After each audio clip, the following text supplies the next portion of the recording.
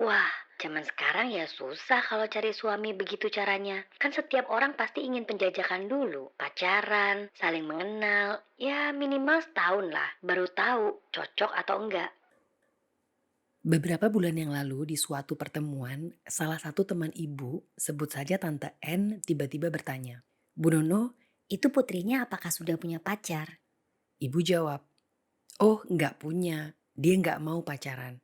Kalau memang ada yang ingin serius, ya langsung bertukar CV atau data diri untuk kemudian dibaca bersama dengan keluarga." Tante N kembali berpendapat, Wah, zaman sekarang ya susah kalau cari suami begitu caranya. Kan setiap orang pasti ingin penjajakan dulu, pacaran, saling mengenal, ya minimal setahun lah, baru tahu cocok atau enggak. and mom being a mom, she was a bit annoyed while sharing me this story. While I just laugh it off. Sebelum Tante N memberikan opininya pada ibu, aku lebih dulu berhadapan dengan kata susah. Dari mulut orang-orang yang menawarkan diri untuk menjadi comblang atau matchmaker. Emang kriteria suamimu seperti apanya? Dan begitu mereka mendengar jawabanku, responnya adalah, Wah, ya susah kalau gitu. Apalagi zaman sekarang. some even putting my age into the equation. Apalagi umurmu udah kepala tiga. Intinya mah susah, sulit, sukar, difficult. Nggak mau yang sholatnya masih belum 5 waktu, nggak mau yang kerja di lembaga ribawi, nggak mau yang merokok, and extra. Bicara tentang susah, ada hubungannya dengan perjalananku untuk sampai di titik ini. For those of you who listened to my monologue titled Perjalanan, then you know exactly what I mean.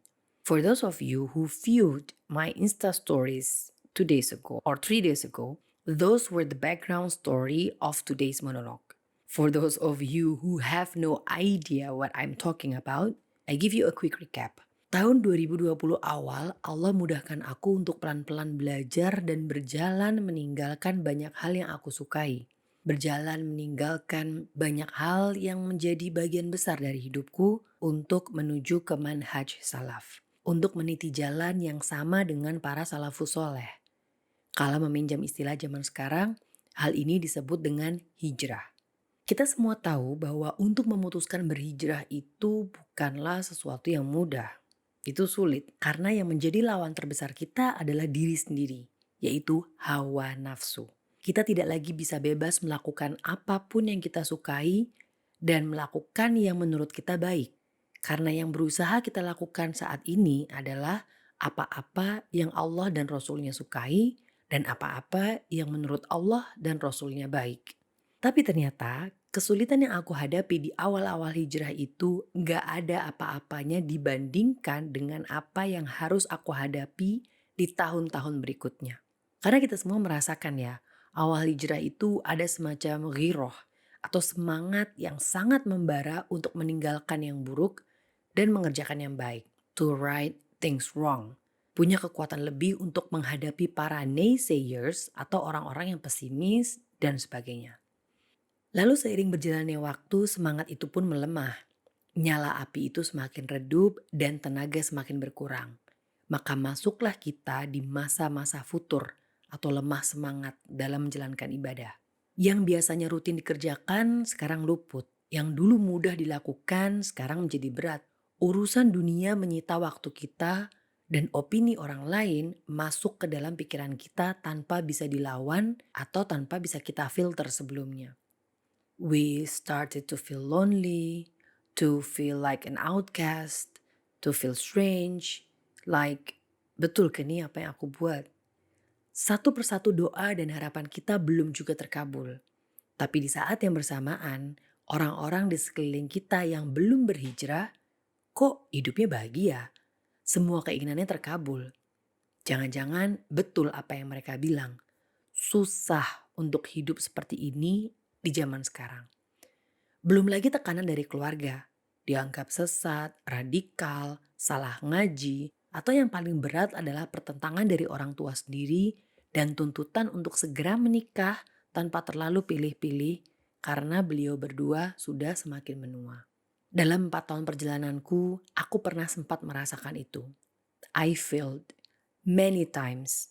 I even hit rock bottom and I almost gave up because it was just getting harder as the day went by.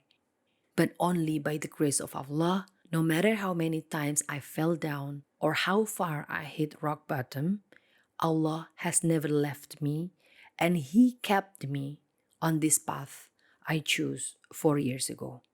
Kemudian aku mencoba untuk mencari penyebab dari apa yang aku rasakan dan aku lalui. Penyebab dari beratnya langkahku di jalan ini. I feel like it's there somewhere, but I just couldn't seem to put my finger on it. Sampai minggu lalu, di kajian guru kami Ustadz Nuzul Zikri Hafizahullah, beliau membahas tentang pencarianku selama ini. Semoga Allah senantiasa merahmati beliau, guru-guru beliau, serta keluarga beliau. Dalam kajian itu, beliau Hafizahullah Ta'ala meminta kami untuk melihat surat Toha ayat 71 sampai dengan 72 yang menjelaskan tentang kisah taubatnya para penyihir Fir'aun yang akhirnya mengakui dan percaya pada Tuhan Nabi Harun dan Nabi Musa alaihissalam. Berkata Fir'aun, apakah kamu telah beriman kepadanya, yaitu Musa, sebelum aku memberikan izin kepadamu sekalian? Sesungguhnya ia adalah pemimpinmu yang mengajarkan sihir kepadamu sekalian. Maka sesungguhnya aku akan memotong tangan dan kaki kamu sekalian dengan bersilang secara timbal balik. Dan sesungguhnya aku akan menyalip kamu sekalian pada pangkal pohon kurma. Dan sesungguhnya kamu akan mengetahui siapa di antara kita yang lebih pedih dan lebih kekal siksanya. Lalu kita lihat jawaban para penyihir Fir'aun di ayat selanjutnya.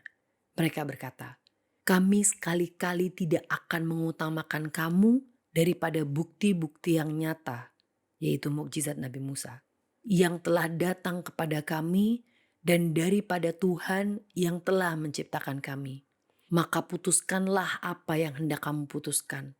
Sesungguhnya kamu hanya akan dapat memutuskan pada kehidupan di dunia ini saja. Kebayang gak sih?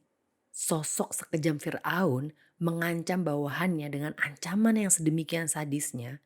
Lalu apa respon mereka? Putuskanlah apa yang hendak kamu putuskan. Tidak ada sedikit pun ketakutan dalam diri mereka setelah hidayah itu datang. Karena mereka tahu siksaan Fir'aun tidak berarti apa-apa dibandingkan siksaan Allah yang kekal. Ya, ketakutan. Itulah jawaban yang aku cari selama ini. Faktor terbesar yang membuat aku jatuh berkali-kali dan bahkan hampir menyerah adalah rasa takut. Dan dari semua ketakutan, setan tahu betul yang mana yang paling menjadi kelemahanku. Takut susah mendapatkan jodoh. Aku takut kalau aku terlalu strict berpegang pada apa-apa yang Allah perintahkan, tidak akan ada laki-laki yang tertarik untuk meminangku. Gimana mau dapat jodoh? Nggak upload foto, jarang keluar rumah, nggak bergaul dengan lawan jenis, nggak kerja kantoran. Begitu mereka bilang. Aku takut kalau aku mencoba untuk mengubah tampilan luarku, aku menjadi tidak menarik lagi di mata yang melihat. Kok sekarang jadi suka pakai gamis dan hijab lebar? Nggak fashionable deh. Mirip ibu-ibu pengajian. Aku takut kalau menjadikan syariat Islam sebagai pedoman dalam menetapkan kriteria lelaki yang aku cari, maka penantianku akan jauh lebih lama. Zaman sekarang mana ada laki-laki kayak gitu. Kan yang penting baik orangnya. Kalau ibadah mah urusan pribadi masing-masing. Mungkin ada di luar sana orang-orang yang setelah berhijrah baru sadar bahwa pekerjaannya ternyata berkaitan dengan riba, atau bahwa pekerjaannya ternyata haram. Sebagai seorang laki-laki yang membiayai orang tuanya, sebagai seorang suami yang membiayai anak dan istri, tentu muncul sebuah ketakutan. Bagaimana kehidupanku dan keluargaku kelak kalau aku meninggalkan pekerjaan ini? Perusahaan mana yang mau menerimaku di umur yang sudah tidak muda? Mau diberi makan apa orang-orang yang menjadi tanggunganku? Mungkin di luar sana ada orang-orang yang setelah hijrah baru sadar bahwa kebiasaan-kebiasaan turun-temurun yang dilakukan selama ini adalah bid'ah dan mungkin bahkan termasuk dalam kesyirikan. Sebagai seorang anak, Sebagai bagian dari sebuah keluarga besar yang sangat memegang teguh adat budaya, tentu muncul sebuah ketakutan. Apa yang terjadi kalau aku menolak ikut serta dalam kegiatan-kegiatan tersebut? Apa yang terjadi kalau aku menolak permintaan orang tuaku untuk melakukan ritual-ritual tersebut? Bagaimana kalau sampai keluarga berpikir bahwa aku sekarang ikut aliran sesat dan kemudian diasingkan? Well, let me tell you 3 short stories from the Sahaba era. Sumayyah binti Khayyat radhiyallahu anha, wanita pertama yang syahid. Beliau meninggal saat mempertahankan imannya setelah disiksa dengan siksaan yang sangat kejam oleh Abu Jahal. Abdurrahman bin Auf radhiyallahu anhu, seorang sahabat yang terkenal karena keluasan dan kelapangan harta yang Allah berikan padanya. Padahal saat beliau mengikuti Rasulullah Shallallahu Alaihi Wasallam untuk berhijrah ke Madinah, orang-orang Mekah menyita semua harta bendanya kecuali baju yang menempel di badannya. Dan ketika sampai di Madinah, beliau lebih memilih untuk minta ditunjukkan jalan menuju pasar untuk kemudian kembali membangun bisnisnya dari nol. Sa'ad bin Abi Waqqas radhiyallahu anhu, seorang sahabat yang sangat mencintai dan sangat berbakti pada ibunya. Lalu saat ibunya mendengar bahwa beliau memeluk agama Islam, sang ibu pun mogok makan dan minum selama berhari-hari. Ibunya baru akan makan dan minum jika beliau kembali pada agama nenek moyang. Dengan sabar dan terus memberikan baktinya kepada sang ibu, Sa'ad bin Abi Waqqas kemudian berkata, "Wahai ibunda, demi Allah, seandainya engkau memiliki 70 nyawa dan keluar satu persatu, aku tidak akan pernah mau meninggalkan agamaku selamanya." Pertanyaannya, apakah Sumayyah binti Khayyat takut akan kematian? Apakah Abdurrahman bin Auf takut akan kemiskinan? Apakah Sa'ad bin Abi Waqqas takut akan ancaman ibunya? Tidak, mereka hanya takut pada Allah. Well, what I'm trying to say is, Nabi Ibrahim alaihi salam tidak tahu bahwa api yang membara di hadapannya akan menjadi dingin. Nabi Ismail alaihi salam tidak tahu bahwa posisinya akan digantikan dengan seekor domba. Nabi Musa alaihi salam tidak tahu bahwa laut di hadapannya akan terbelah saat dikejar oleh Fir'aun dan bala tentaranya. Nabi Yunus alaihi salam tidak tahu bahwa ia akan keluar dari mulut ikan paus. Yang mereka tahu, pertolongan Allah itu pasti akan datang pada hamba-hambanya yang bertakwa, pada hamba-hambanya yang percaya kepadanya. Seperti pesan guru kami Ustadz Nuzul Zikri Hafizullah, seringkali pertolongan Allah itu di persimpangan terakhir. Dan itu yang membuat orang sabar dalam sejarah selalu minoritas. Karena sulit untuk bertahan sampai persimpangan terakhir. Susahnya minta ampun. Dan itu beratnya luar biasa. Dan untuk tetap tawakal sama Allah Subhanahu wa Ta'ala itu tidak mudah sekali. Dan itulah ujian keimanan. Oleh karena itu, tetaplah berjuang sampai titik darah penghabisan. Lalu di kesempatan lainnya, beliau juga mengingatkan kami tentang makna dari surat At-Talaq ayat 2-3. Barang siapa bertakwa kepada Allah, niscaya Dia akan mengadakan baginya jalan keluar dan memberinya rezeki dari arah yang tidak disangka-sangka. Dari arah yang tidak disangka-sangka. Berarti di luar dari perkiraan kita kan? Beyond what we can think of. Beyond our imagination. Lalu kenapa kita malah sibuk berpikir keras mencari jalan keluar? Tugas kita adalah berpikir bagaimana caranya menjadi orang yang bertakwa. Agar Allah mengadakan bagi kita jalan keluar dari semua masalah-masalah kita. Perbanyak zikir, kurangi berpikir hal-hal yang berada di luar jangkauan kita seperti rezeki, jodoh, dan kematian. Untuk semua saudaraku di luar sana yang sedang struggling, sedang jatuh, atau bahkan berpikir untuk menyerah, please, I beg you, just keep on going a little further and hold on a little longer karena bantuan Allah akan segera datang. I know it's scary and most of the time it's lonely, but it all be worth it. Kencengin zikirnya, rutinin kajiannya, deketin para penuntut ilmu, nikmati semua sakit dan lelahnya, lalu mohon kepada Allah agar Ia ridho dengan segala usaha kita.